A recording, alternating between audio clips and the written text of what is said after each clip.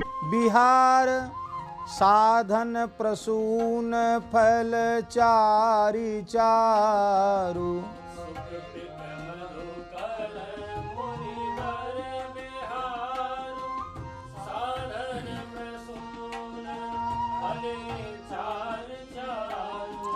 भव घोर घाम हर सुखद छां। थाप्यो थिर प्रभाव जानकी नाह।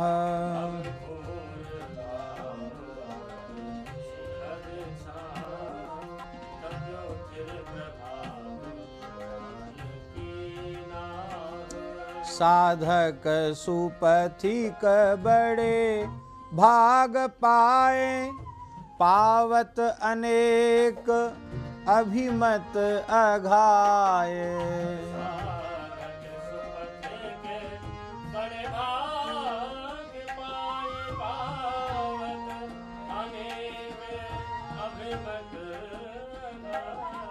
रसेक रहित गुण करम काल। सिय राम लखन बालक कृपालु।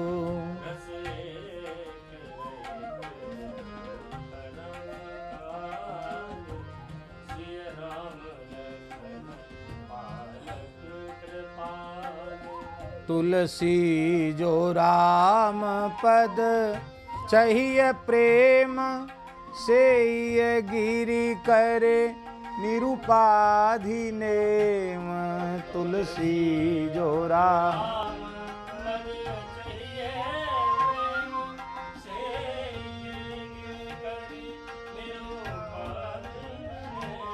सब सोच विमोचन चित्रकूट।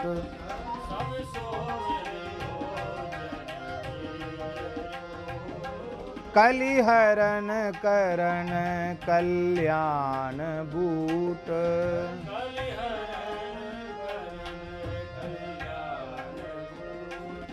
सीताराम सीताराम सीताराम सीताराम।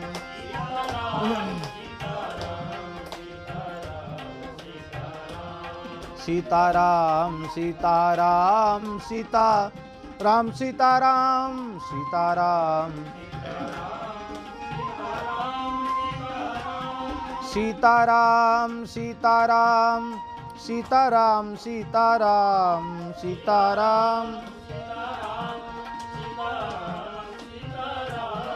सीताराम सीताराम सीताराम सीताराम।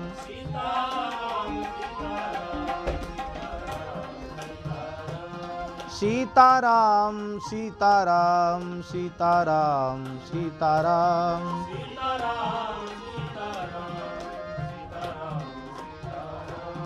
सीताराम सीताराम सीताराम सीताराम। मैंने पत्रिका कहाँ गई?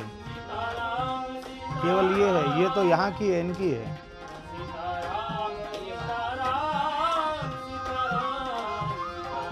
यही है, वहां से उठाइए तो, यहाँ से उठाइए अभी।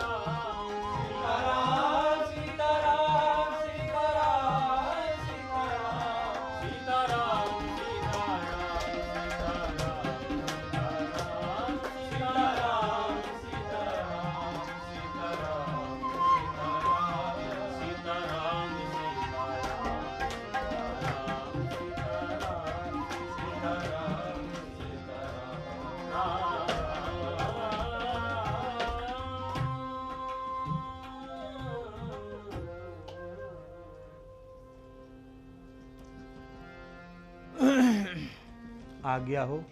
आप विराजेंगे थोड़ी देर? कोई शीघ्रता तो नहीं?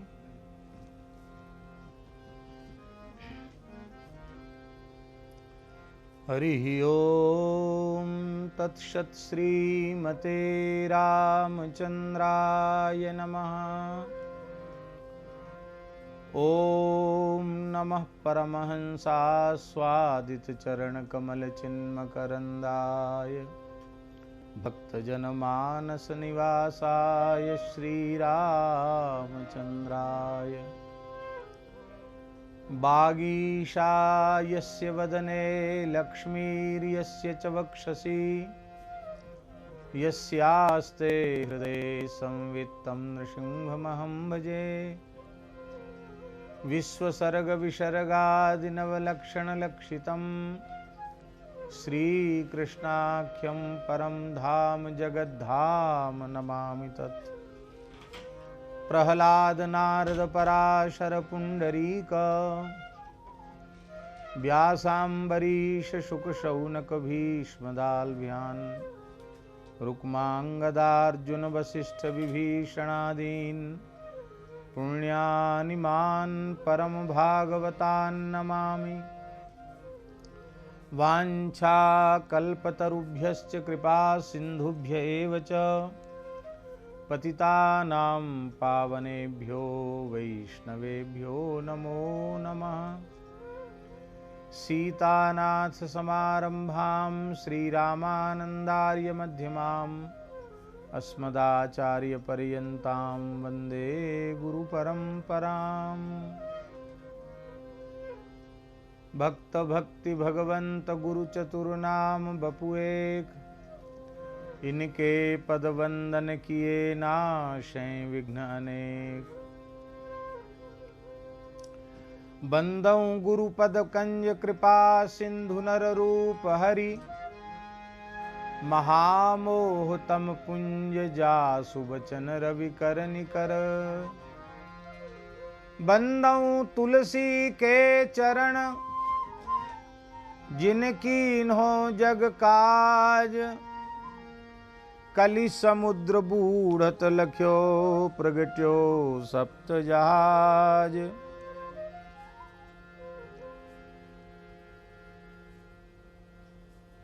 प्रणवं पवन कुमार, खलवन पावक ज्ञान घन जासु हृदय आगार।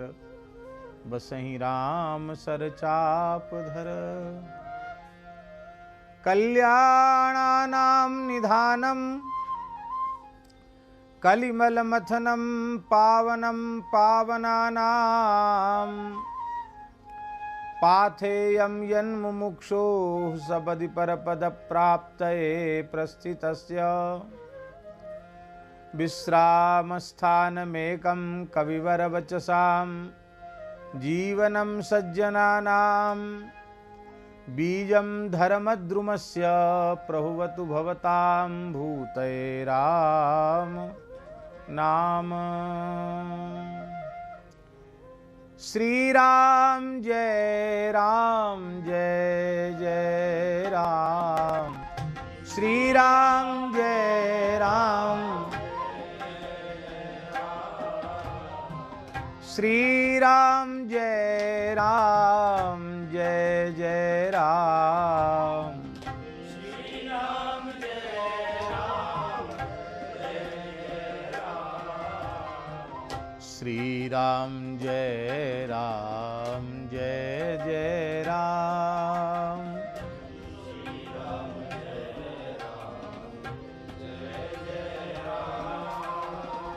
श्रीराम जय राम जय जय राम। श्रीराम जय राम। सीताराम जय सीताराम। सीताराम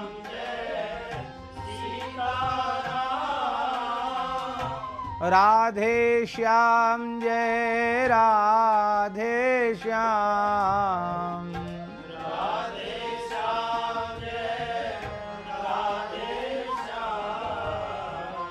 श्री राम जय राम जय जय राम, श्री राम जय राम,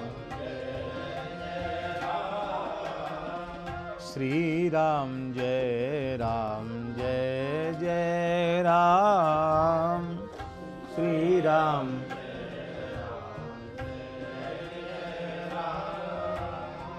श्री राम जय राम जय जय राम,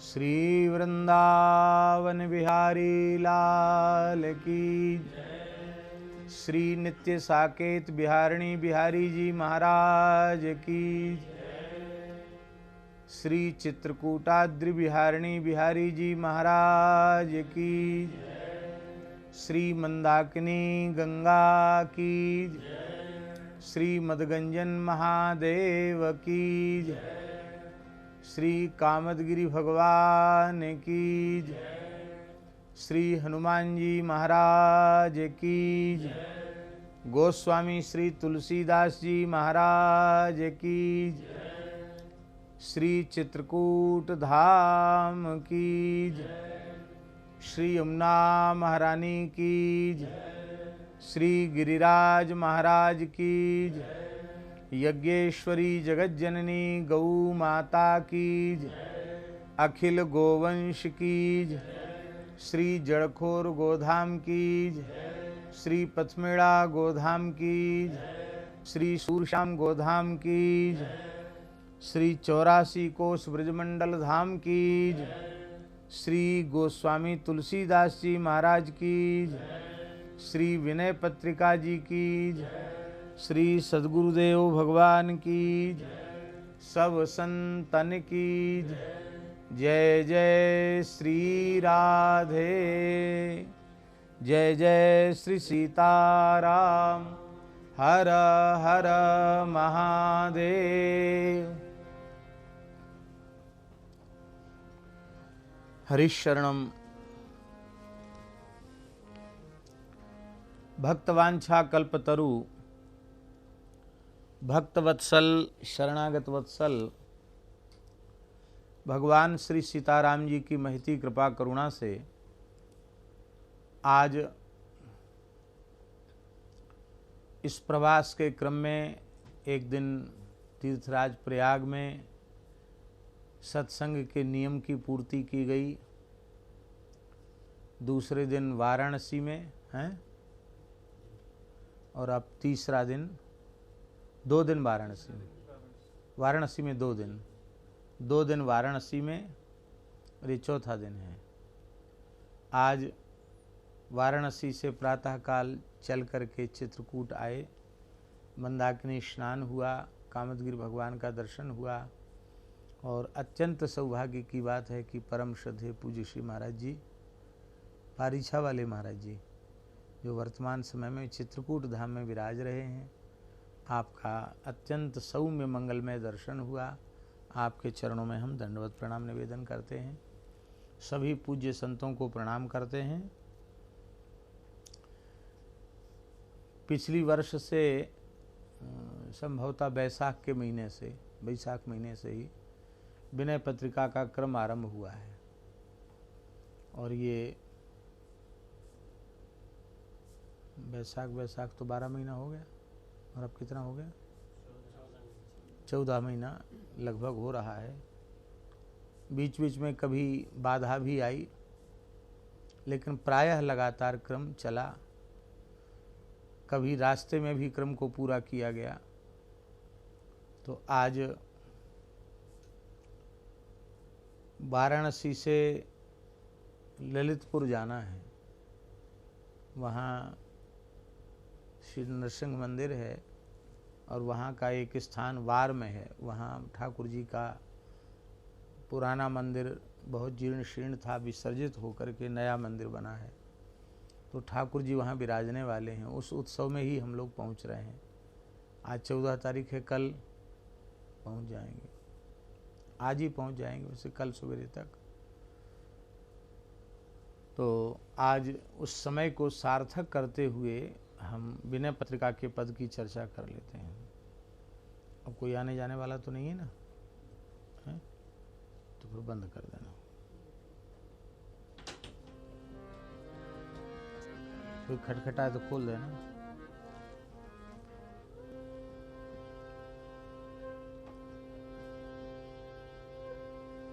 मन पछितई है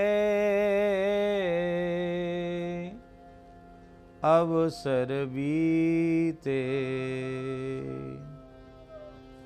मन पछितई है अवसर बीते, मन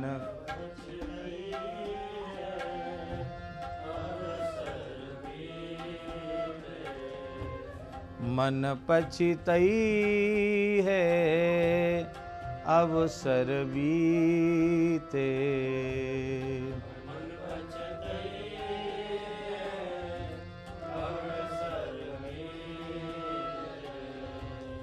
दुर्लभ देह पाय हरि पद भजो, दुर्लभ देह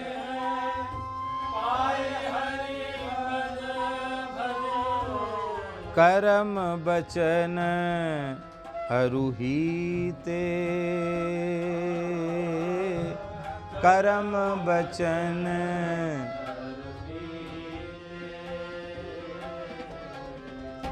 करम बचन अरुहीते,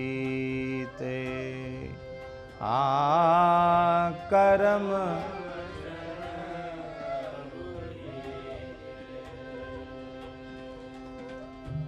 मन पछितई है अवसर बीते, मन पछितई है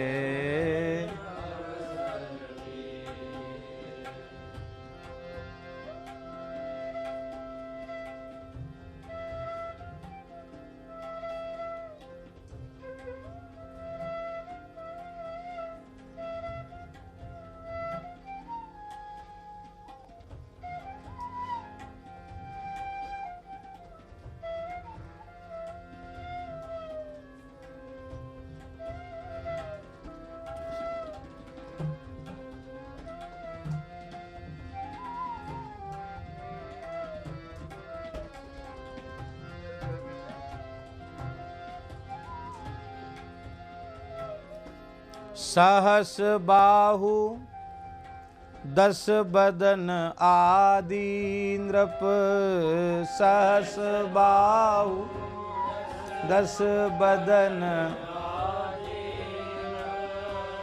बचे न काल बलीते,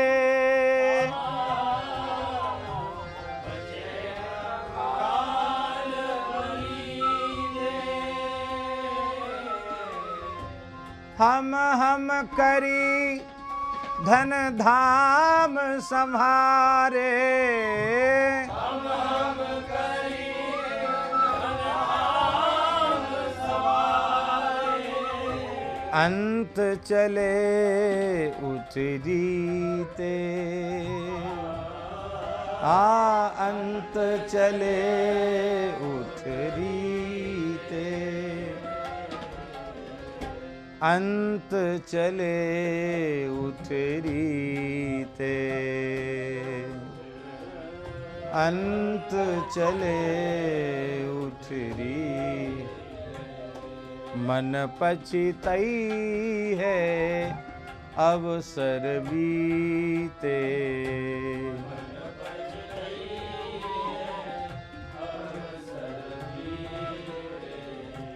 मन पछितई है अवसर बीते, मन पछितई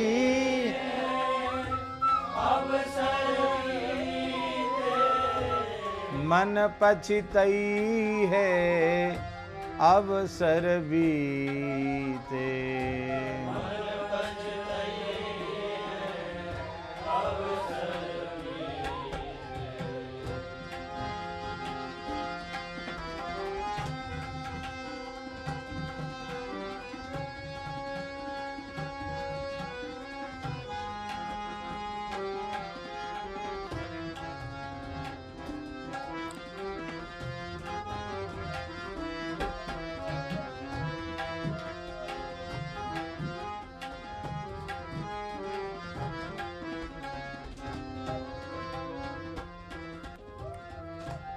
सुत बनितादि जानि स्वार्थ रत, सुत बनिता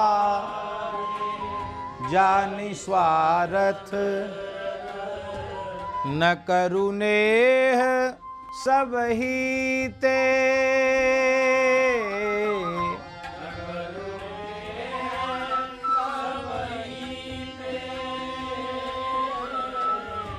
अंतहु तो ही तजेंगे पामर,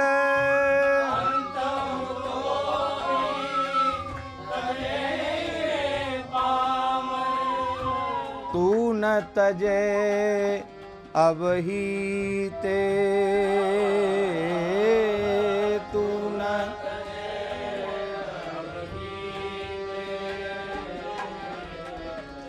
तू न तजे अब ही ते, तू न तजे,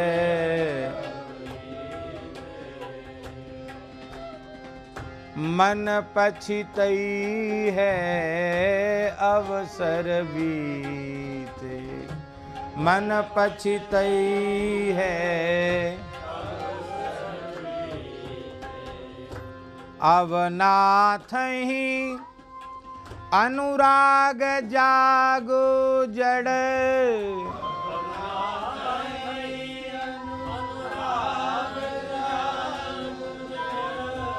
त्याग दुरासा जीते, दुरासा भुजय की काम अग्नि तुलसी कहूँ गज,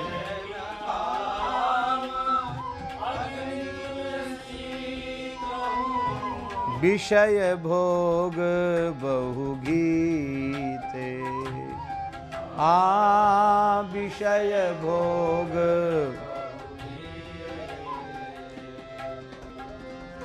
मन पछितई है अवसर बीते, मन पछि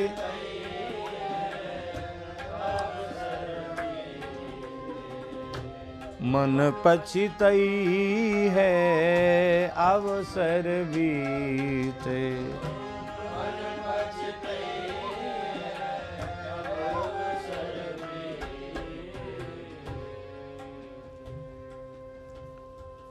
आज पद संख्या 198वां पद है। हम पहले निवेदन कर चुके हैं कि गोस्वामी जी के विनय पत्रिका के निरूपण में क्रम है।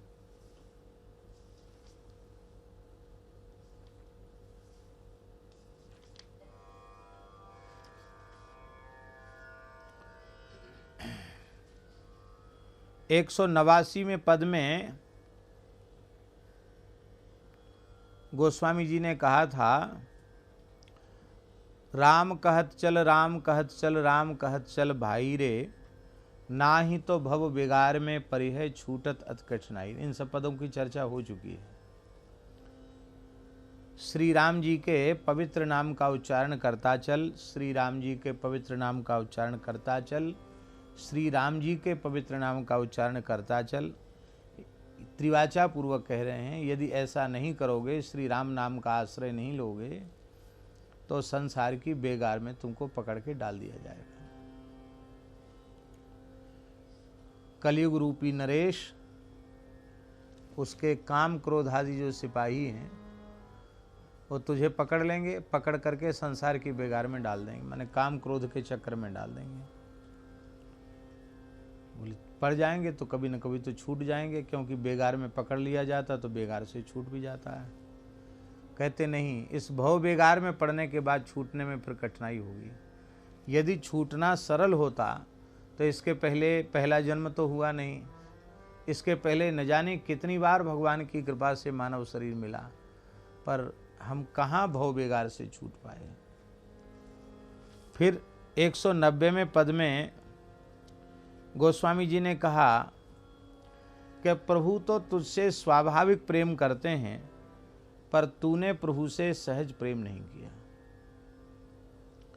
सहज स्नेही राम सो ते कियो न सहज स्नेह।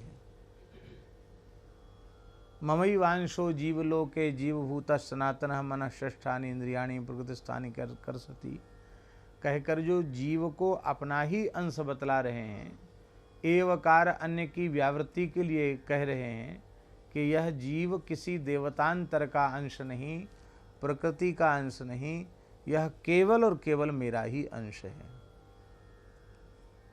उसमें ये नहीं कहते हैं कि सन्मुख जीव हमारा अंश है, विमुख जीव नहीं, ऐसा नहीं। ब्राह्मण हमारा अंश है, चांडाल नहीं, ऐसा नहीं, कोई भेद नहीं। जीव मात्र मेरा अंश है।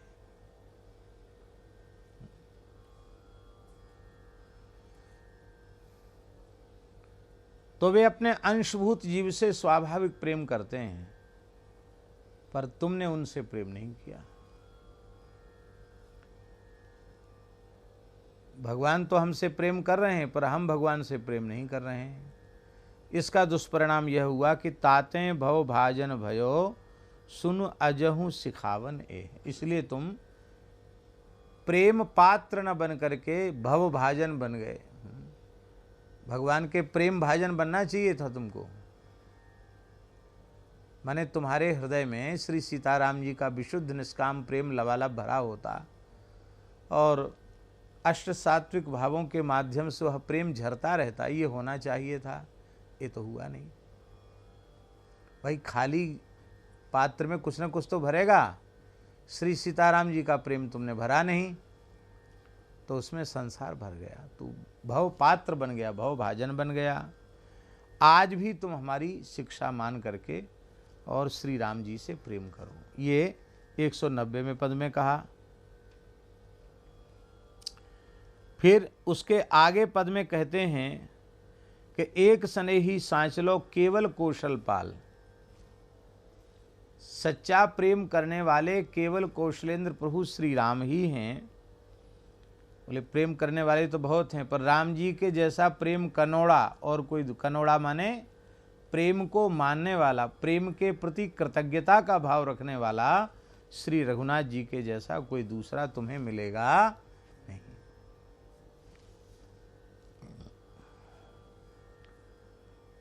फिर 192वें पद में कहा, यदि जानकी नाथ से तुम्हारा नेह नहीं है, संबंध नहीं है और उनसे प्रेम नहीं है, तो अरे नीच। इसका मतलब है कि भले ही अपने को उच्च वर्ण का कुलीन मानता हो, पर श्री राम जी से न तो संबंध बना पाया और न श्री राम जी के चरणों में प्रेम उसे हो पाया, तो वस्तुतः वह ज्ञानवान शास्त्रज्ञ विद्वान कुलीन होने पर भी नीच ही है। अरे नीच। फिर तेरा स्वार्थ भी नष्ट हो गया और तेरा परमार्थ भी नष्ट हो गया, क्योंकि स्वार्थ सांस जीव कर एहा करिए राम पद पंकज नेहा। स्वार्थ भी तेरा नष्ट, परमार्थ भी बिगड़ गया, स्वार्थ भी बिगड़ गया, क्योंकि इस कुटिल कली ने तुमको बीच में ही भटका दिया। और इसी पद में उन्होंने कहा कि वर्णाश्रम धर्म के आचरण से भी जीवों का कल्याण होता है। वर्णाश्रम धर्म को आप पालन करना चाहिए, लेकिन वर्ण धर्म आश्रम धर्म की सूक्ष्मता का जब हम विचार करते हैं तो लगता है कि ये पोथी में लिखे हैं, किसी में प्रकट दिखें, इसमें कठिनाई है। नाम से तो दुबे, तिवारी, चतुर्वेदी, पांडे आदि उपाधि वाले ब्राह्मण मिल जाएंगे, लेकिन शास्त्रों में ब्राह्मण के जो लक्षण कहे गए हैं, उन सारे लक्षणों को कसौटी पर कसने लग जाओ तो एक भी मिलना मुश्किल हो जाएगा। कहने को क्षत्रिय मिल जाएंगे, नाम के क्षत्रिय, पर क्षत्रिय का जैसा ओज, तेज, प्रभाव, शौर्य आदि होना चाहिए वो तो दिखेगा नहीं, वैसी आस्तिकता नहीं दिखाई पड़ेगी। तो नाम के क्षत्रिय मिलेंगे, क्षत्रिय नहीं मिलेंगे। नाम के ही वैश्य मिलेंगे, नाम के ही शूद्र मिलेंगे। कोई भी वर्ण अपने स्वरूप में प्रतिष्ठित नहीं है और कोई भी आश्रम अपने स्वरूप में प्रतिष्ठित नहीं है। ब्रह्मचर्य आश्रम ब्रह्मचर्य व्रत में प्रतिष्ठित नहीं, गृहस्थ गृहस्थ धर्म में प्रतिष्ठित नहीं, वानप्रस्थ आश्रम तो प्रायः विलुप्त ही हो गया और संन्यास आश्रम की दुर्दशा तो हम लोग देख ही रहे हैं, चतुर्थाश्रम की। तो नाम के ब्रह्मचारी, नाम के गृहस्थ, नाम के वानप्रस्थी, नाम के सन्यासी। गोस्वामी जी कह रहे हैं कि सब वेशभूषा मिलेगी, उनके धर्म देखने लग जाओ तो वो नहीं दिखाई पड़ेंगे। तो ऐसी स्थिति में कर्तव्य बिनु वेश देखिए ज्यों शरीर बिनु प्राण। ये केवल ब्राह्मण क्षत्रिय वैश्य शूद्र की वेशभूषा बना लेना, ब्रह्मचारी वानप्रस्थी गृहस्थ सन्यासी की वेशभूषा बना लेना, ये वेशभूषा तो ऐसी है जैसे बिना प्राण के शरीर। बिना प्राण के शरीर की कोई महिमा नहीं है।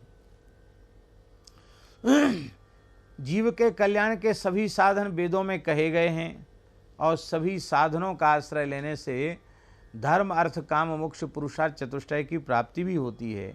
किंतु यदि उन साधनों का आश्रय लेने पर भी श्री राम जी के चरणों में प्रेम नहीं मिला तो जैसे बिना पानी की नदी, अब नदी तो बहुत बड़ी है, पानी एक बूंद नहीं है, तो बिना पानी की नदी किस काम की, अर्थात वह साधन किस काम के जो श्री राम जी के चरणों में अनुराग को उत्पन्न नहीं कर सके। अब प्रश्न उठा कि आपने सब नकार दिया, वर्णाश्रम नकार दिया, वेशभूषा का भी आग्रह नकार दिया, तो अब प्रेम प्राप्त होना चाहिए इस पर आप जोर दे रहे हैं, तो प्रेम प्राप्ति का साधन क्या है? यहाँ वे ये नहीं करें कि वर्णाश्रम धर्म ठीक नहीं है, आश्रम की वेशभूषा धारण नहीं, ये गोस्वामी जी नहीं कह रहे हैं। ये कह रहे हैं ये सब ठीक है पर भगवान में प्रेम होना चाहिए। प्रेम कैसे होगा? बोले यथा साध्य वर्णाश्रम धर्म की व्यवस्था का, मर्यादा का पालन करते हुए तो मेरे कहने से इतना काम कर लो। नाना पथ निर्वाण के नाना विधान बहुभांति, तुलसी तू मेरे कहे जपु राम नाम दिन राति। तू भले ही ब्राह्मण है, क्षत्रिय है, वैश्य है, शूद्र है, ब्रह्मचारी है, गृहस्थ है, वानप्रस्थी है, सन्यासी है, किसी वर्ण का हो, किसी आश्रम का हो, जितना बन जाए उतना करो, बस एक काम मेरे कहने से करो, अहर्निश श्री राम नाम का जप करो। तुलसी तू मेरे कहे जपु राम नाम दिन राति। दिन रात राम नाम का जप करो। फिर राम नाम के जप से भगवान के प्रति सहज अपनापन अपने आप प्रकट हो जाएगा, भगवान अच्छे लगने लग जाएंगे। नाम के बिना परमार्थ में कोई भी गति नहीं है। कहते क्या करें, राम राम होता नहीं और सब काम होते हैं, सब प्रपंच के काम होते हैं, पर ईमानदारी से राम राम नहीं होता। क्यों नहीं होता? तो उसका उत्तर 193वें पद में दे रहे हैं। अजहूँ आपने राम के कर तब समुझत हित होए, कहाँ तू कहाँ कौशल धनी, तो को कहा कहत सब कोय। इन सब पदों की व्याख्या हो चुकी है। आज भी तू अपनी नीचता का विचार कर, अपने दोष दुर्गुणों का विचार कर और श्री राम जी के मंगलमय चरित्रों का चिंतन कर, तो तेरा हित हो जाएगा। क्यों? क्योंकि जब तू अपनी नीचता स्वीकार कर लेगा तो तेरे हृदय में करुणा का स्रोत फूट पड़ेगा, हृदय से तुझे रोना आ जाएगा और फिर भगवान के मंगलमय चरित्रों को सुन सुन करके तेरा हृदय आनंद से प्रेम से भर जाएगा। इतना होने पर फिर तेरे हित में कोई संदेह, फिर तेरा हित हो जाएगा। तू विचार तो कर, कहाँ तू कहाँ कौशल धनी, कहाँ तो श्री राम जी, कहाँ तू। हम लोग कहते भगवान हमको दिखते नहीं, स्वप्न में नहीं दिखते, बातचीत नहीं करते। अरे उनका नाम जिह्वा से निकला इस लायक भी हम नहीं हैं। चित्रकूट जैसी पवित्र धरती पर क्षण भर ठहरने लायक नहीं है हम। श्री सीताराम जी का सुख विलास, उनकी नित्य विहार स्थली, ऐसी रसमयी भूमि में हम रहने लायक हैं। पर हमें रखा है अपने पवित्र नाम का उच्चारण अपनी कृपा करुणा से करवा। उनकी कम कृपा है क्या?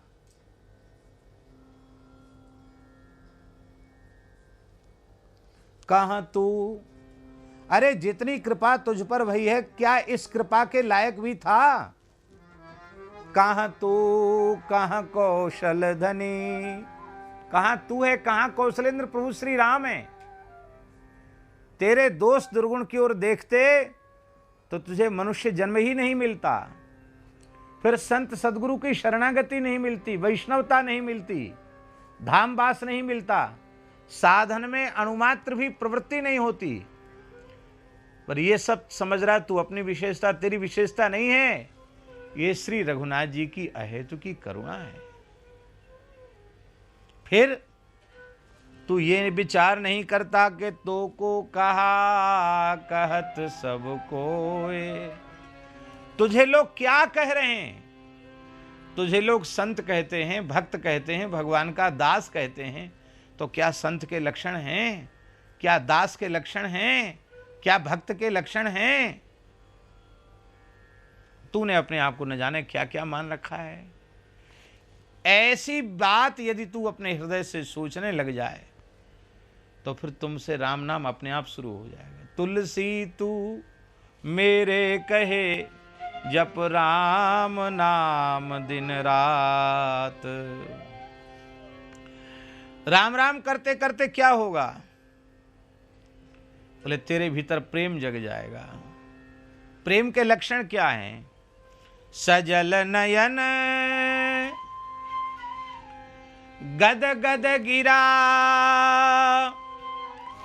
गहवर मन पुलक शरीर, गावत गुण गण राम के, केहि कीन मिटी भव भीर, केहि कीन मिटी भव भीर। ऐसा प्रेम किसी में जग गया हो, आपके चरित्रों का श्रवण करते ही, आपके नाम का, आपके चरित्रों का गान करते ही नेत्र सजल हो जाएं, कंठ भरावे, हृदय प्रेम में विभोर हो जाए, शरीर में रोमांच हो जाए। इस प्रकार के प्रेम के लक्षणों को प्राप्त करके किस भाग्यशाली जीव की भव भीर नहीं मिटी, उसका भव बंधन, भव संकट मिट गया। और देख, तेरी राम जी से कोई नई जान पहचान नहीं है, तेरा कोई नया रिश्ता गुरुजी नहीं जोड़ा, तू तो नित्य है? जीव भूता सनातन, सनातन अंश है।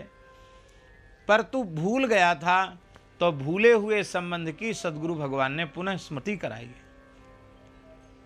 इसलिए तेरी कोई नई जान पहचान नहीं है, तू तो उनका बहुत पुराना प्रेमी परिचित है। इसलिए तुम प्रेम करो। और फिर 194वें पद में कहा कि यदि राम जी जो तुमसे सहज प्रेम करने वाले हैं, उनके चरणों में तुम्हारा अनुराग नहीं है, तो तुमको मनुष्य शरीर धारण करने का फिर क्या फल मिला? जो अनुराग न राम सनेही सो, तो लह्यो लाह कहा नर देही सो। बोले पर क्या करें भगवान, हमारे तो एक जन्म नहीं अनेकों जन्म व्यर्थ चले गए। और ये बात बिल्कुल पक्की है कि आपकी कृपा में कसर नहीं है प्रभु मेरो ही सब दोष, सब दोष हमारा ही है, आपका दोष नहीं है। लेकिन भगवान आप हमारे ऊपर कुछ मत छोड़ो। हमारे ऊपर तो आपने छोड़ के देख लिया, हमने बनाया तो कुछ नहीं, बिगाड़ा ही बिगाड़ा, बनाया तो कुछ नहीं।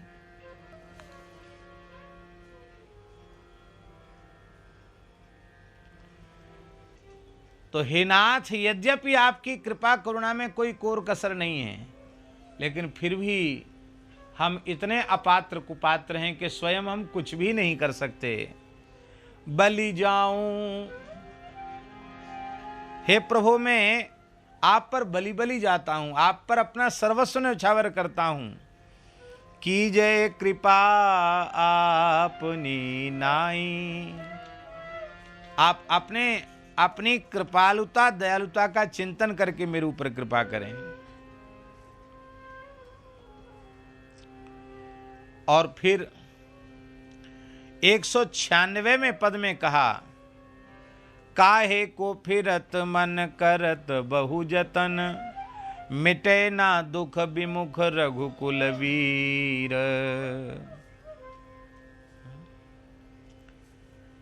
तू अनेक साधन क्यों करता है, अपने मन को इधर उधर भटकाता क्यों है? तेरा दुख तब तक मिटने वाला नहीं है जब तक तू ईमानदारी से राम जी के सन्मुख नहीं हो गया। सन्मुख होने की चर्चा हमने बताई थी कि 19 प्रकार से जीव सन्मुख होता है भगवान का, ये चर्चा हम कर चुके हैं। फिर 197वें पद में कहा कि हमारी विपत्ति का कारण ही यही है कि हमारी राम जी के चरणों में रति नहीं है। अब इतनी पूरी बात कहने के बाद अब कह रहे हैं, ये केवल इसलिए इतने पदों का हमने स्मरण किया कि इन पदों का अत्यंत संक्षिप्त संदर्भ स्मरण किए बिना मन पछतई है अवसर बीते, इसको ठीक से कहा नहीं जा सकता है। इसको कहने के लिए इस पूरी वहां से लेकर यहां तक की सूची पढ़नी पड़ेगी। अब कोई बात ऐसी नहीं रह गई जो तुझसे बाकी रह गई हो, सब बात समझ में आ गई।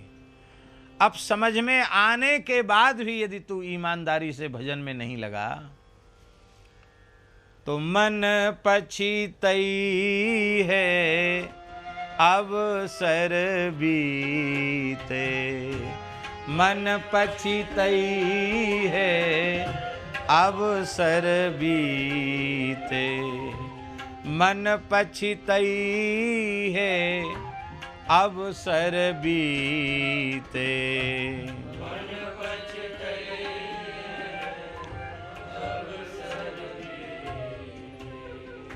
दुर्लभ देह पाय हरि पद भज, दुर्लभ देह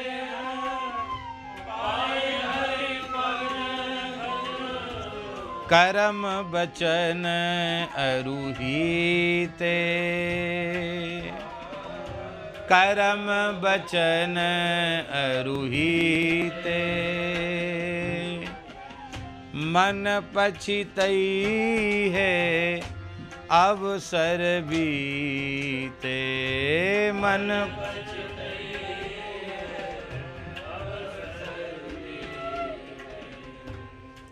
यहाँ मन जो है ये संबोधन है। अरे मन, अब तो अच्छी प्रकार से ये बात सोच समझ ले, नहीं ऐसो जन्म बारम बार, ऐसा जन्म बार बार नहीं मिलने वाला है। हम वर्तमान जीवन का विचार करें महाराज जी, तो जैसे पवित्र माता पिता अभी इस शरीर को मिले,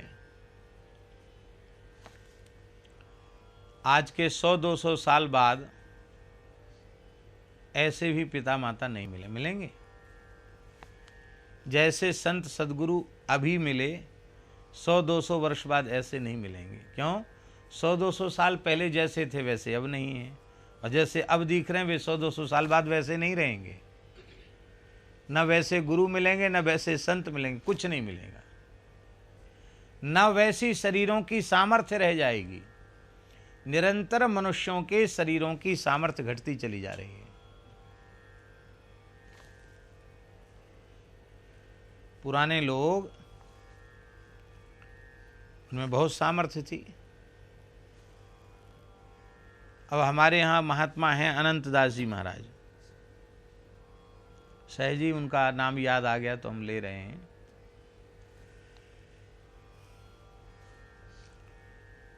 कितनी गर्मी है इस समय वृंदावन में, सभी जगह गर्मी है। 60-65 किलो आटे की रोटी अपने हाथ से बना के खिलाते गायों को।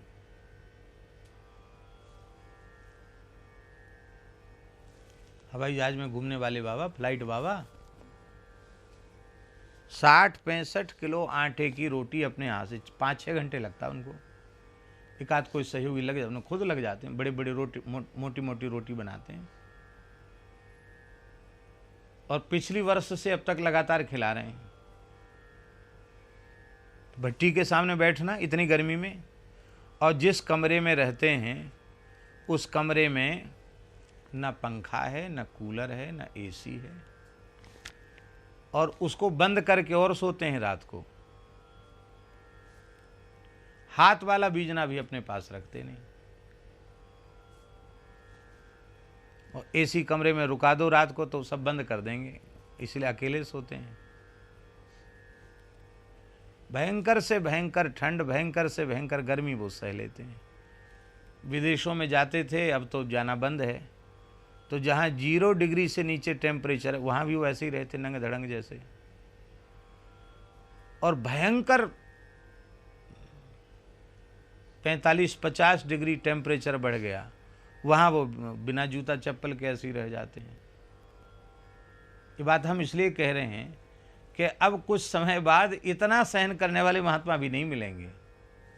न मिले के त्यागी तो बहुत होते हैं हमारे जैसे, पर सारी सुख सुविधा मिलने के बाद उसका त्याग कर देना तो बड़ी कठिनाई है। तो जैसे संत आज दिख रहे हैं वैसे भी नहीं दिखने वाले, मिलने वाले नहीं हैं। जैसा भजन का अनुकूल अवसर आज प्राप्त है, ऐसा भजन का अनुकूल अवसर आगे तुम सोच लो कि अगले जन्म में मिल जाएगा, वो भी प्राप्त होने वाला नहीं। फिर तेरे हाथ केवल पश्चाताप लगेगा। इसलिए अरे मन पछितई है अवसर बीते। कितना दुर्लभ भजन का अवसर मिला है। यह समय व्यतीत हो जाएगा तो तुझे पश्चाताप ही करना पड़ेगा, तेरे हाथ कुछ लगेगा नहीं।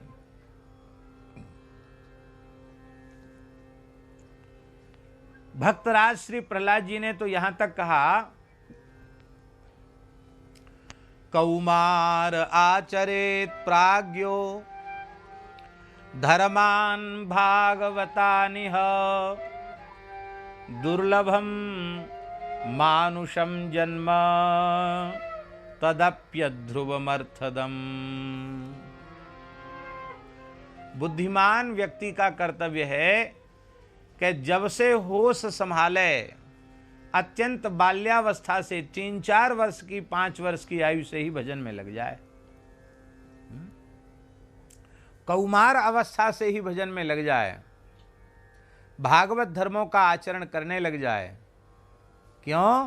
बोले दुर्लभो मानुषम जन्म। मनुष्य जन्म अत्यंत दुर्लभ है, और दुर्लभ होने के बाद बहुत लंबे समय तक रहेगा ये भी नहीं। अध्रुवम, विनाशी है, कब नष्ट हो जाएगा कोई ठिकाना नहीं। और इतने भयंकर दोष होने के बाद भी बड़ा महत्व, बड़ा भारी महत्व है इसका। क्यों? अर्थदम, अर्थदम माने पुरुषार्थ चतुष्ट प्रदम, चारों पुरुषार्थों की प्राप्ति का साधन है। धर्म की, अर्थ की, काम की, मोक्ष की, चारों पुरुषार्थों की प्राप्ति का साधन है।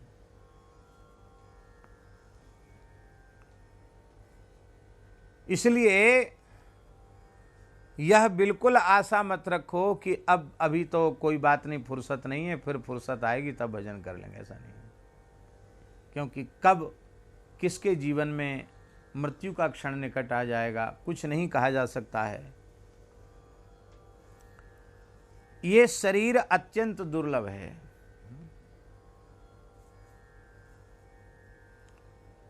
श्री आदि शंकराचार्य जी का एक श्लोक बहुत प्रसिद्ध है, प्रायः महात्माओं के मुख से सुनने को मिलता है, दुर्लभम त्रयमेवेतत्, हैं? ये तीनों चीजें अत्यंत दुर्लभ हैं, अब मिल जाएं तो देवानुग्रह हेतुकम, तो समझ लेना भगवान की विशेष कृपा है। ये तीन चीजें बहुत दुर्लभ हैं। कौन कौन? पहली दुर्लभ चीज है मनुष्यत्वम। मनुष्य होना दुर्लभ नहीं, मनुष्यत्व।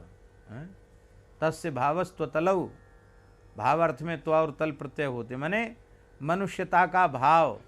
देखने में आदमी जैसे तो बहुत से लोग लगते हैं, पर देखने में मनुष्य के जैसे लगते हैं, पर मनुष्य का जैसा स्वभाव उनका होता, उनमें मनुष्यता नहीं होती है। मनुष्यता दुर्लभ है। अब किसी को मनुष्यता आ भी जाए तो बड़े व्यवहार कुशल होते, बहुत अच्छे होते हैं, सबकी भलाई करने वाले, परोपकार में लगे रहने वाले, सब ठीक है, वर्णाश्रम धर्म का भी पालन करते हैं, पर उनमें मुमुक्षा नहीं होती है। मुमुक्षा माने संसार चक्र से छूटने की इच्छा ही उनको नहीं होती, संसार ही उनको प्रिय लगता है। पूर्व मीमांसक तो छूटना चाहते नहीं, क्यों? उनके यहाँ मोक्ष तो स्वर्ग की प्राप्ति ही मोक्ष है। वो तो बस इसी चक्कर में घूमना ही पसंद करते हैं।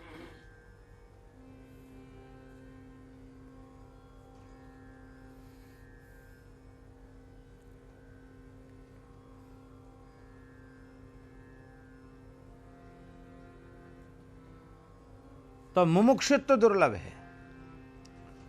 संसार चक्र से छूटने की इच्छा, माने संसार चक्र से छूटने की इच्छा कहो, या श्री सीताराम जी के चरण कमलों की प्राप्ति की इच्छा कहो, ये सामान्य मनुष्य में उत्पन्न नहीं होती है। भगवान की बहुत भारी कृपा होती है, तब भगवत प्राप्ति की व्याकुलता मन में उत्पन्न होती है।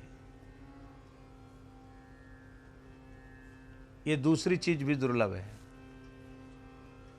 और तीसरी चीज अति दुर्लभ है। क्या? महापुरुष संश्रयः, महापुरुष का आश्रय, सम्यक आश्रय।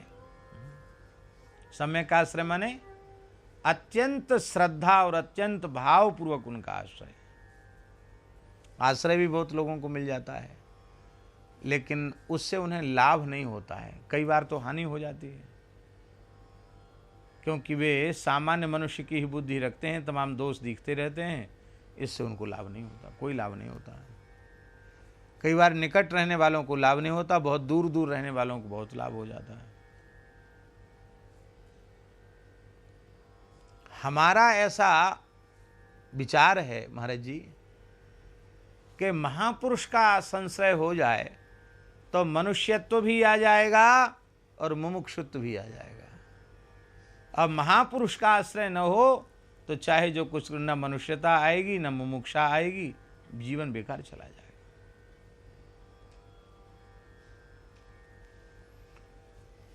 नींद आ रही है? सो जाओ। दुर्लभ देह पाय हरिपद भज,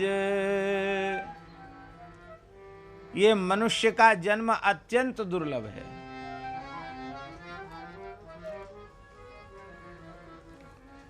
अतिशय दुर्लभ है मनुष्य का जन्म।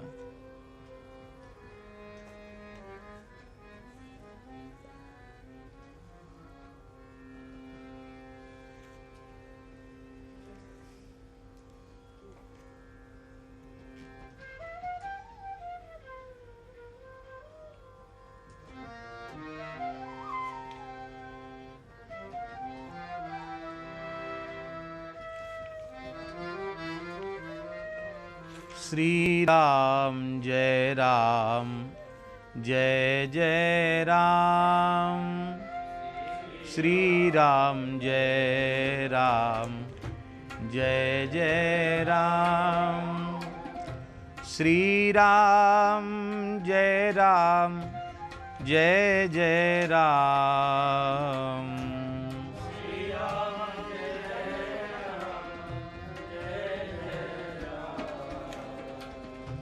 श्री राम जय राम जय जय राम।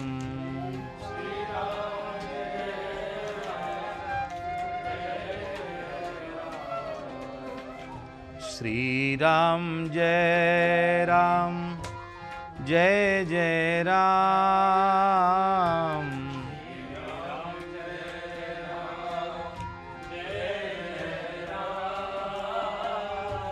श्री राम जय राम जय जय राम।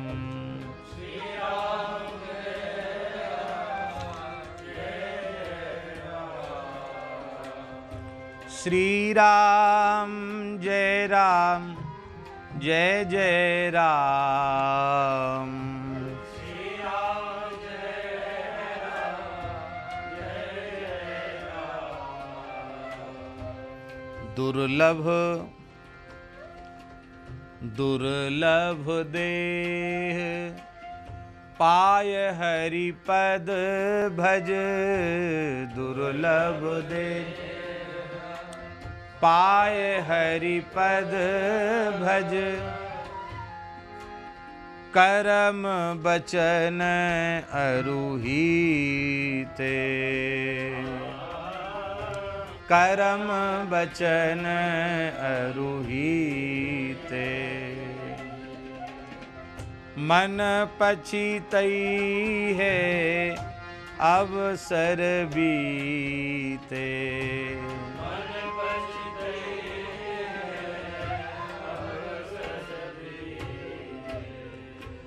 दुर्लभ देह पाए हरि पद भज। गोस्वामी जी कह रहे हैं अत्यंत दुर्लभ मानव शरीर भगवान ने कृपा करके तुम्हें दिया। कबहू की करे करुणा नरदेही देत ईश बिनु हेतु सने। भगवान ने कृपा करके दिया है। विनय पत्रिका में गोस्वामी जी ने कहा है कोटिहु मुख कही जात न प्रभु के एक एक उपकार। तदपि नाथ कछु और मागी हो दीजय परम उदार। हरि तुम बहुत अनुग्रह कीनो साधन धाम। विबुध दुर्लभ तन मोहि कृपा कर दीनो। हरि तुम बहुत अनुग्रह कीनो। इसलिए दुर्लभ देह पाय हरि पद भज। दुर्लभ मनुष्य का देह प्राप्त करके और कोई काम मत करो। यह काम करो कोटिम तक्त्वा हरिम भजेत। क्या काम करो? हरि पद भज। भगवान के चरण कमलों का भजन करो। भजन का अर्थ है सेवन करो, उनका आश्रय लो। कैसे आश्रय लें? बोले कर्म वचन। कर्म से आश्रय लो। कर्म से आश्रय लो इसका अर्थ क्या है? कर्म से भजन करो अर्थात भजन करने वाले जिस प्रकार के साधन की पद्धति से अपना कालक्षेप करते हैं उस पद्धति से तुम अपना कालक्षेप करो। साधन करने वाले भजन करने वाले संतों के क्रियाकलाप कैसे हैं उनको देख लो, समझ लो, वैसा करो, उनके जैसा आचरण करो। कर्म से करो भजन और मन से करो भजन। वाणी से करो भजन। वचन अरु हीते। हीते मन हृदय से भजन करो अर्थात केवल बाह्य क्रिया मात्र भजन की मत करो। हृदय से अत्यंत प्रेम पूर्वक अनुराग पूर्वक भगवान का स्मरण करो। नहीं तो तुम्हारा यह मनुष्य जन्म व्यर्थ चला जाएगा और फिर पश्चाताप ही तुम्हारे हाथ लगेगा। तो जो पद हम कहना चाहते थे वो पद श्री मीरा जी का पद है। इसी के संदर्भ में हम इस पद को बोल रहे हैं। दुर्लभ देह पाय हरि पद भज। करम बचन अरुहीते। मन पछितइये अवसर बीते। भज ले रे मन गोपाल गुना भज ले रे मन गोपाल गुना भज ले रे मन गोपाल गुना भज ले रे मन गोपाल गुना गोपाल गुना गोविंद गुना गोपाल गुना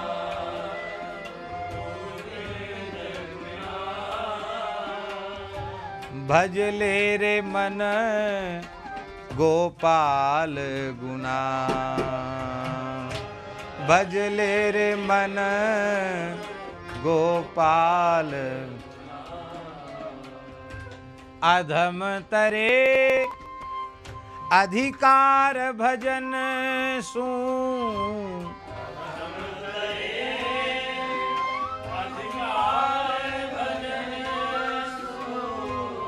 जोई आए हरि सरना जोई आए हरि सरना अविश्वास तो साखी बताऊं अविश्वास तो साखी बताऊं अजामिल गणिका सदना अजामिल गणिका सदना भज ले रे मन गोपाल गुना भज ले रे मन गोपाल गुना गोपाल गुना गोविंद गुना गोपाल गुना गोविंद गुना गोपाल गुना गोविंद गुना गोपाल गुना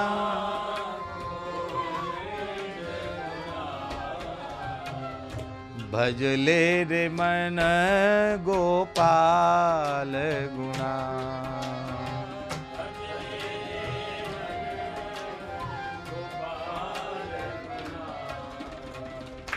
जो कृपालु तन मन धन दीनो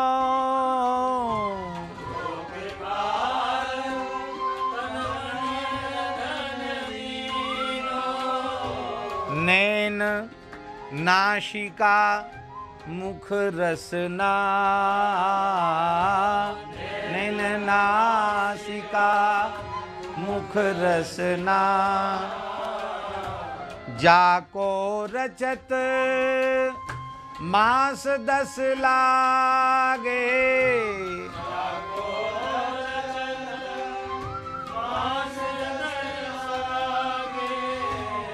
ताहि तू सुमरे एक छिना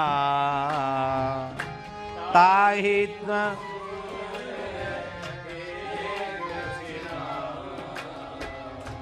ताहि न सुमीरे एक छिना ताहि न सुमीरे एक छिना भज ले रे मन गोविंद गुना भज ले रे मन गोपाल गुना गोविंद गुना गोपाल गुना गोविंद गुना भज ले रे मन गोपाल गुना भज ले रे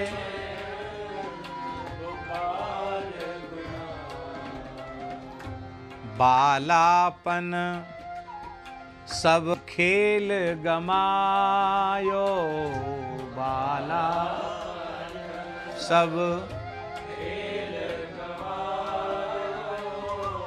तरुण भयो जब रूप घना,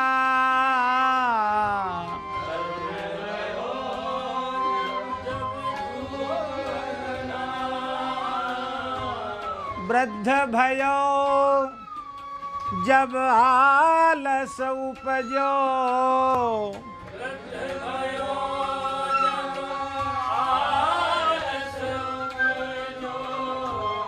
माया मोह भयो मगना, माया मोह भयो मगना, मन भजले रे गोपाल गुणा, भजले रे मन भजले रे मन गोपाल गुणा, भजले रे मन गोपाल गुणा, गोपाल गुणा गोविंद गुणा, भजले रे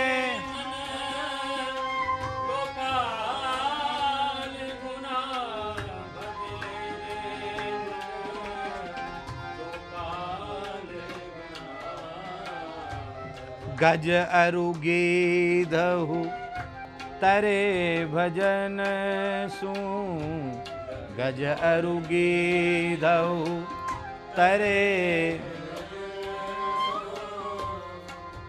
तुम चाहे जितने बड़े हो जाओ, को उतर्यो नहीं भजन बिना, को उतर्यो नहीं धना भगत पीपा मुनि सबरी, धना भगत पीपा मुनि सेवरी, मीरा कीहू करो गणना, मीरा कीहू करो गणना, भजले रे मन गोपाल गुणा, भजले रे मन गोपाल गुणा, गोविंद गुणा, गोपाल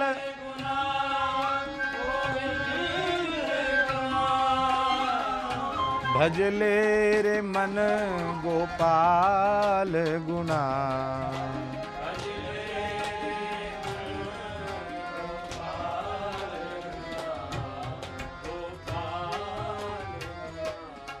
मनवाणी क्रिया से भगवान का भजन करो तो तुम्हारा मानव शरीर धारण करना सफल हो जाएगा, सार्थक हो जाएगा, नहीं तो ये व्यर्थ चला जाएगा। कहते ना, तुम किस खेत की मूली हो, तुम क्या हो? कुछ नहीं हो तुम। सहस्राबाहु अर्जुन के जैसे तुम नहीं हो सकते हो। सहस्रबाहु अर्जुन, हई हयार्जुन जिसको कहा जाता है, हई हई वंशी क्षत्रिय था अर्जुन महाराज। ब्रह्म पुराण में, ब्रह्मांड पुराण में तो यहाँ तक वर्णन मिलता है कि भगवान के सुदर्शन चक्र के अंश से ये प्रकट हुआ था। यहाँ तक वर्णन है। भगवान का जो दिव्य अस्त्र है सुदर्शन चक्र, उस सुदर्शन चक्र के, चक्र क्या भगवान ही है, सुदर्शन चक्र भगवान ही है, उनके अंश से सहस्रबाहु अर्जुन का जन्म हुआ था।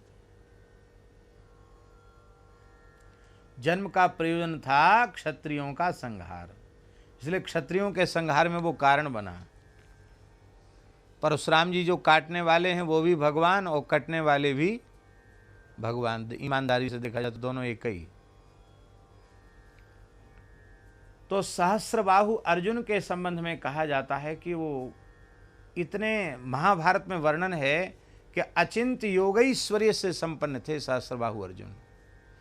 आज भी प्रातः काल उठ करके सहस्त्रबाहु अर्जुन का नाम लिया जाता है। ये प्रातः स्मरणीय हैं।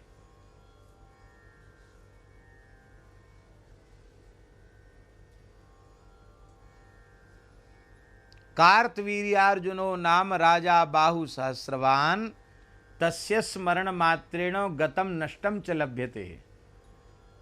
सहस्रबाहु अर्जुन का नाम लेने से, कार्तवीर्य अर्जुन का नाम लेने से गतम, जो चला गया है, जो नष्ट हो गया है, वो भी फिर से प्राप्त हो जाता है।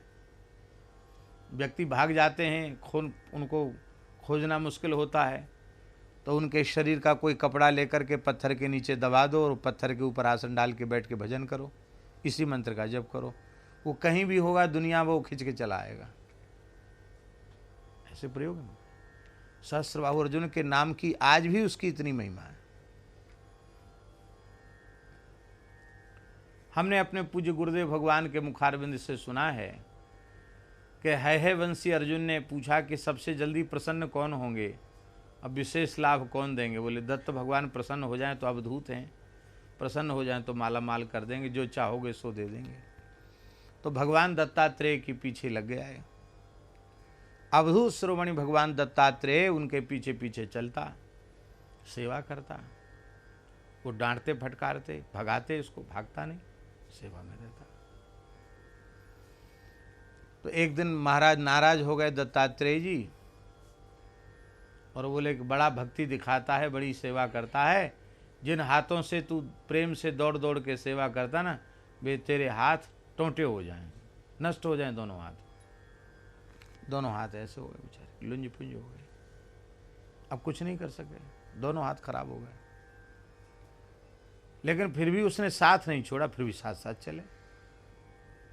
तो एक वृक्ष के नीचे दत्तात्रेय भगवान जाकर बैठ गए और वो सामने बैठा था। महाराज सेवा की आज्ञा दो। बोले मैं प्यास लगी है, पानी भर के लाओ। कैसे पानी भर के लाए भाई? उठाने का साधन तो हाथी है ना, कैसे उठावे? दोनों हाथ बेकार हो गए। वह दौड़ा हुआ गया एक कुम्हार के यहाँ, कुम्हार को प्रणाम किया और बोला महाराज हमारे भगवान भूख प्यासे हैं, मेरे दोनों हाथ बेकार हैं, मैं कुछ कर नहीं सकता हूँ, आप कृपा करके एक घड़ा दे दो, उसमें पानी भर के हमारे गले से बांधो। तो घड़े को गले में बांध करके लाया, लटका के लाया, ऐसे रख दिया सामने, कहा महाराज पियो। दत्तात्रेय भगवान तो अवधूत शिरोमणि, उठाया पूरा घड़ा जल पी गए। बोले वाह, तृप्त हो गया, तू पक्का सेवक है। 500 भुजाएं इस तरफ तेरी हो जाएंगी, 500 भुजाएं इस तरफ, 1000 भुजा दे दी उसको, अप्रतिम बल दे दिया। योगियों का, तपस्वियों का संपूर्ण ऐश्वर्य उसे प्रदान कर दिया।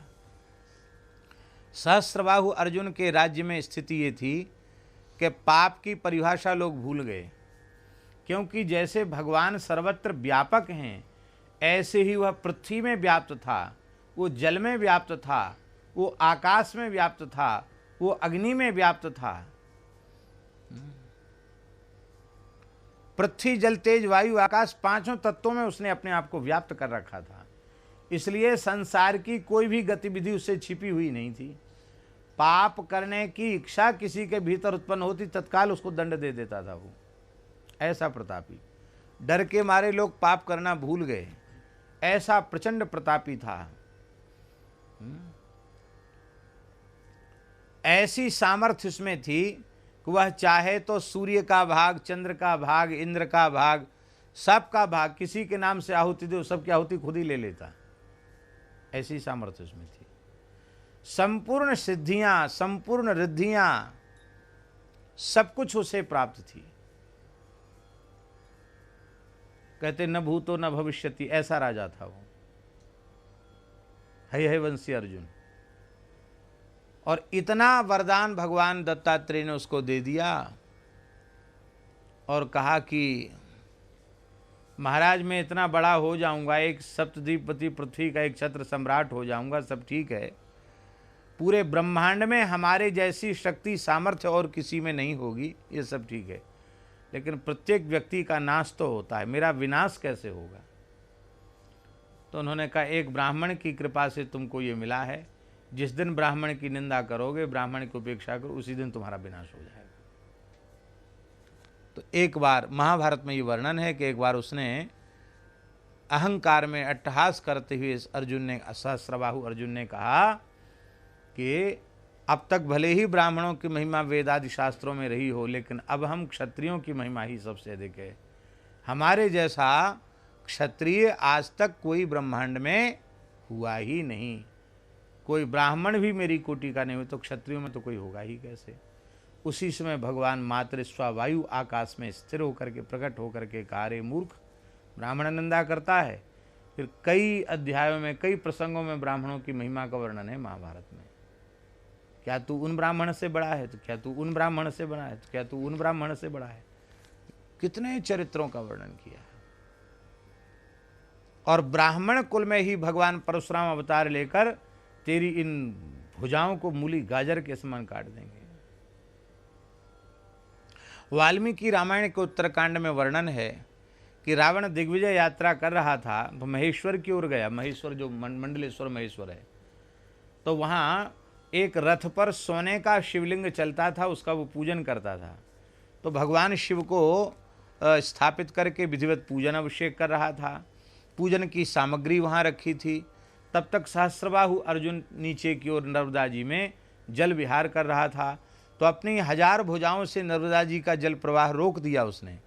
तो धारा उल्टी बढ़ने लगी, बांध जैसे बंध जाए, और इतना पानी बढ़ा कि शंकर जी की पूजन सामग्री सब तैरने लग गई। और बीच में से शंकर जी को भी उठाना पड़ा। शंकर जी जलमग्न हो गए, रावण जलमग्न हो गया। उसे बड़ा क्रोध आया कि अरे मेरी पूजा में विक्षेप करने वाला ये कौन है। और जा करके युद्ध किया अर्जुन से, सहस्रबाहु अर्जुन से।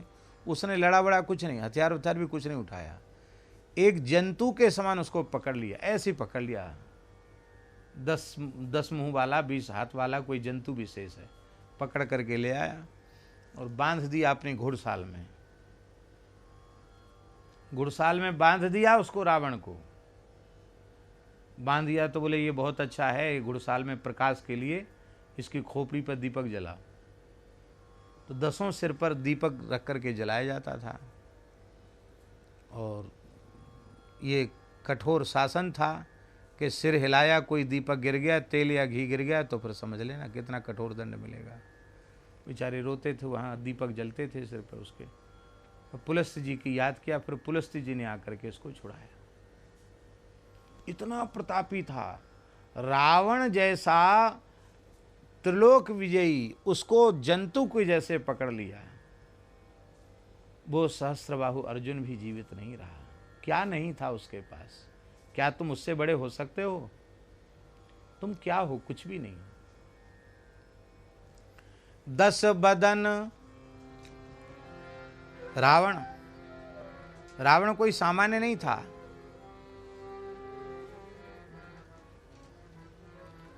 कर जोरे सुर दिशिप विनीता, भ्रुकुटी बिलोकत सकल सभीता।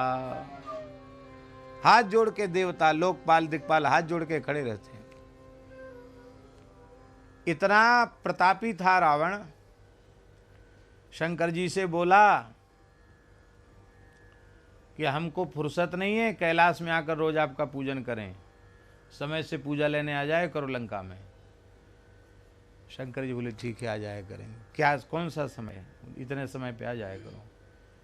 तो कवितावली में गोस्वामी जी ने कहा है कि वो पूजाने के लिए शंकर जी जाते थे। ब्रह्मा जी से कहा कि आप वेद पाठ बहुत अच्छा करते हैं चारों मुँहों से, हम सुनने कभी कभी ब्रह्मलोक आते हैं, कभी पढ़ने भी आते हैं कि हमको भी कुछ पढ़ा दो। अब इतनी फुर्सत हमको नहीं है, तो रोज़ समय से वेद पाठ सुना जाया करो। हमारे महाराज जी तो कहते थे कि कई बार रावण को नींद लगी होती, ब्रह्मा जी समय से वेद पाठ करने लग जाते, डांट देता, चुप रहो, उठूंगा तब सुनाना।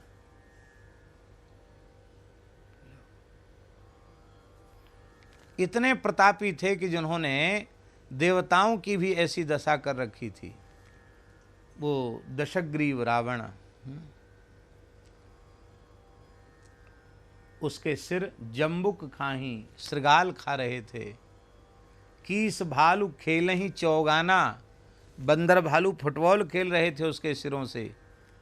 इसलिए तुमने क्या कमाया है, तुमने कौन सा पद प्रतिष्ठा ऐश्वर्य प्राप्त कर लिया है जिसके लिए तुम अपने मनुष्य जन्म को व्यर्थ गमा रहे हो। सहस बाहु 10 बदन आदि नृप, बचे न काल बलीते।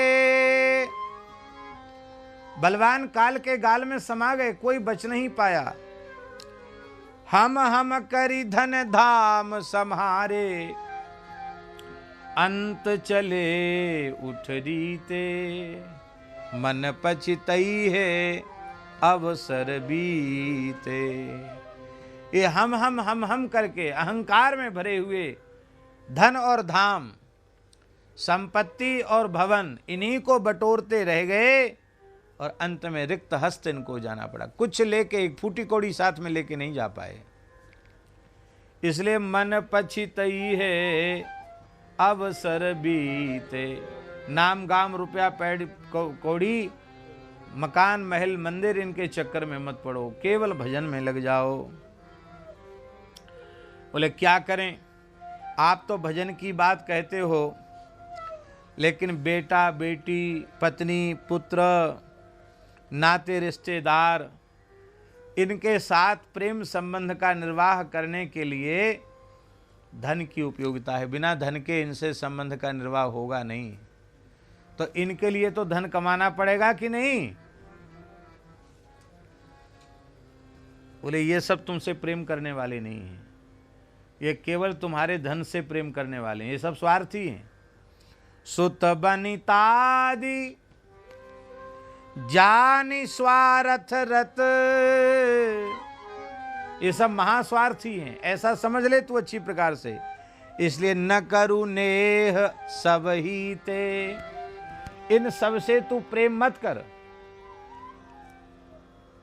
इन सब से प्रेम मत कर। देखो प्रेम जो है ना वो करना चाहिए राम जी से, राम जी से तो किया नहीं। थोड़ा बेटा से, बेटी से, पत्नी से, पुत्र से, अमुक से तमुक से, तो प्रेम बचे ही कितना। फिर सबके देह परमप्रिय स्वामी, शरीर से तो हम लोग बहुत प्रेम करते हैं। तो अब ठाकुर जी से प्रेम करने के लिए कितना प्रेम बचा? तो भगवद अतिरिक्त जहां कहीं भी तुम्हारा प्रेम रह जाएगा, उतने अंश में तुम भगवत प्रेम से वंचित रह जाओगे। इसलिए न करू नेह सब ही ते, सबसे नेह त्याग दो। संतों से प्रेम मत छोड़ो, गुरुजनों से प्रेम मत छोड़ो। क्यों? क्योंकि इनके प्रेम से भगवत प्रेम पुष्ट होता है। संत सद्गुरु के चरणों में जो प्रेम है, उस प्रेम से भगवत प्रेम पुष्ट होता है। इसलिए ये प्रेम निंदनीय नहीं है, ये प्रेम प्रशंसनीय है। किंतु संसारी पुरुषों का, विषयी पुरुषों का प्रेम निंदित है, क्योंकि वे स्वार्थी हैं। अंतहु तो ही तजेंगे पामर, अरे पामर, अरे नीच, अंत में भी ये तुझे त्याग देंगे। तो तुझे ये त्याग देंगे, फिर तेरे हाथ कुछ नहीं लगेगा। इसलिए तू न तजे अवही ते, ये तुझे छोड़ेंगे उसके पहले तू इन्हें छोड़ के चल दे। परम श्रद्धेय श्री आचार्य कृपा शंकर जी महाराज के प्रवचन में वृंदावन फोगला आश्रम में हमने सुना था। उन्होंने कहा था कि एक न एक दिन स्त्री पुत्र मरने के बाद भी तो त्यागेंगे कि नहीं त्यागेंगे, और बुढ़ापे में उपेक्षा करेंगे तो भी त्यागना।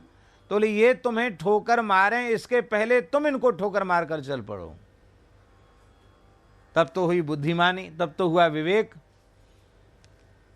और नहीं किया तो वो तो मजबूरी हो गई, छोड़ना नहीं चाहते, जबरदस्ती छोड़ना पड़ा। तो ये मजबूरी नहीं, बुद्धिमानी पूर्वक, विचार पूर्वक, विवेक पूर्वक त्याग दो। इनके प्रति ममता का संबंध त्याग दो, इनसे स्नेह। क्यों? स्नेह इनको चाहिए नहीं, इनको व्यवहार चाहिए। व्यवहार भले ही कर दो इनसे, पर स्नेह तो केवल राम जी के चरणों में करो, क्योंकि अंत में ये तुम्हें त्याग देंगे। और इसलिए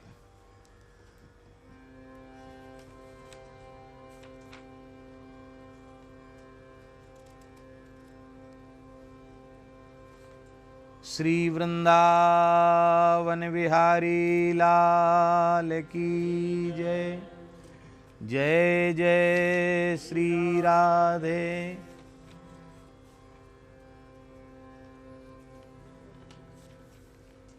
श्री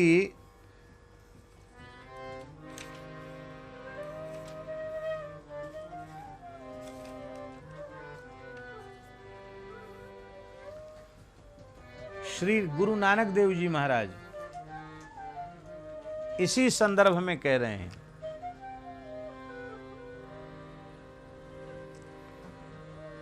सब कछु जीवत को व्यवहार, सब कछु जीवत को प्रेम नहीं, जीवत का प्रेम नहीं, सब कछु जीवत को व्यवहार। मातु पिता भाई सुत बांधव, मातु पिता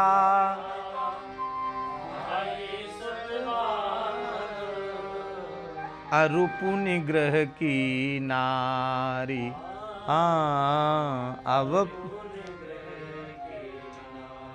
सब कछु जीवत को व्यवहार।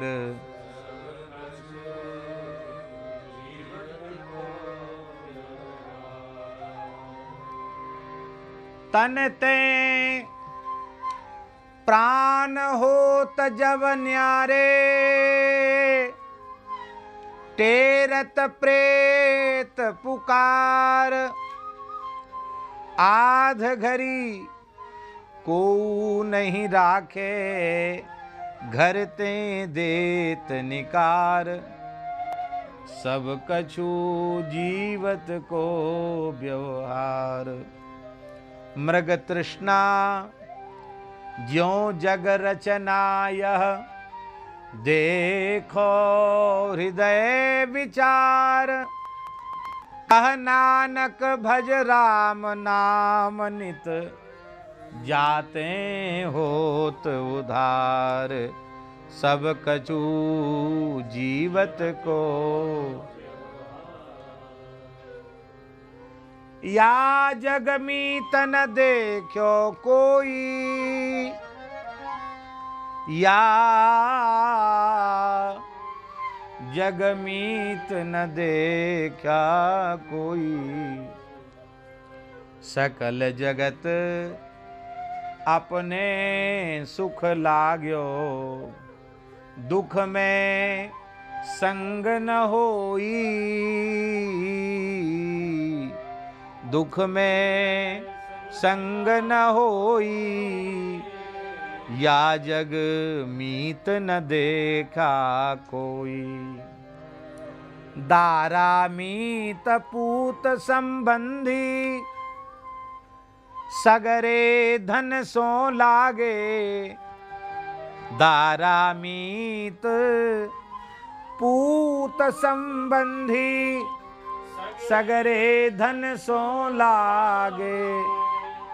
जब ही निर्धन देखो नर को, जब ही निर्धन देखो नर को। संग छोड़ी सब भागे, संग छोड़े सब भागे। या जगमीत न देखा कोई।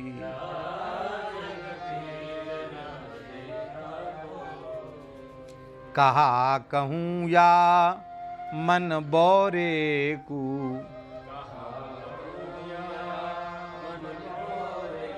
बोरे माने पागल को। इन सो नेह लगाया लगाया, इन सो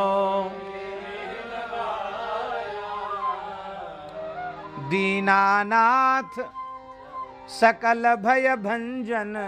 दीनानाथ जसता को बिसराया, ताको बिसराया, या जग मीत न देखा कोई।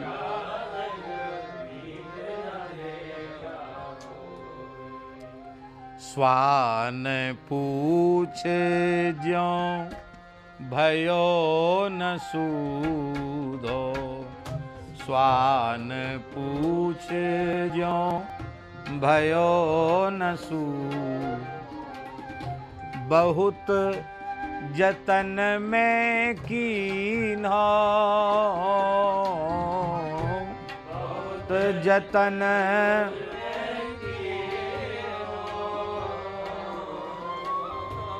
नानक लाज बिरद की राखो, नानक लाज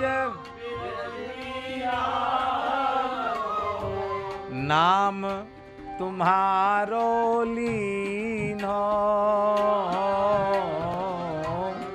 नाम तुम्हारो या जग मीत ना देखा कोई, या जग मीत ना देखा कोई। बिल्कुल यही गोस्वामी जी का विनय का भाव और श्री नानक जी का गुरुवाणी का भाव एक जैसा। सुत बन तारि जान स्वार्थ रत, न करु नेह सब ही ते, अंतहु तो ही तजेंगे पामर, तू न तजे अब ही ते। अब नाथ ही अनुराग जाग जड़, अरे जड़ अज्ञानी जाग, अर्थात मोह निद्रा से अब उठ बैठो, उठ जाओ, अब सोना छोड़ो, जागृत हो जाओ। जागकर क्या करो? त्याग दुरासा जीते, अपने हृदय से दुराशा का त्याग कर दो। दुराशा क्या है? विषय सुख से सुखानुभूति होगी, ये दुराशा है। इस दुराशा का त्याग कर दो। क्यों? क्योंकि भोग से ये दुराशा कभी कम होने वाली नहीं है। घटे की काम बुझे की काम, अग्नि तुलसी कहूं, विषय भोग बहु घीते। काम की अग्नि, उसमें जब तक विषय रूपी घृत डालते चले जाओगे तब तक वो अग्नि बढ़ती ही चली जाएगी। उसमें घी डालना बंद कर दो और समिधा डालना बंद कर दो, लकड़ी डालना बंद कर, ईंधन और घी दोनों बंद कर दो, तो कितने देर तक जलेगा? वो धीरे धीरे ठंडा हो जाएगा, राख हो जाएगा। इसलिए मन पछतई है अवसर भी थे। भागवत जी में लिखा है, हविषा कृष्ण वर्तमेव भूय एवाभि वर्धते, न जातु कामः कामानाम उपभोगेन शाम्यति। हविषा कृष्ण वर्तमेव भूय एवाभि वर्धते। इसी श्लोक का भाव इस छंद में है। बुझे न काम अग्नि तुलसी कहूँ, विषय भोग बहु घीते, मन पछतई है अवसर बीते। इसी पद की संक्षिप्त चर्चा के साथ आज के प्रवचन का हम विराम करते हैं। समय क्या हुआ है? कितनी देर हुई इस चर्चा? ठीक। हाँ, हम लोग बड़े भाग्यशाली हैं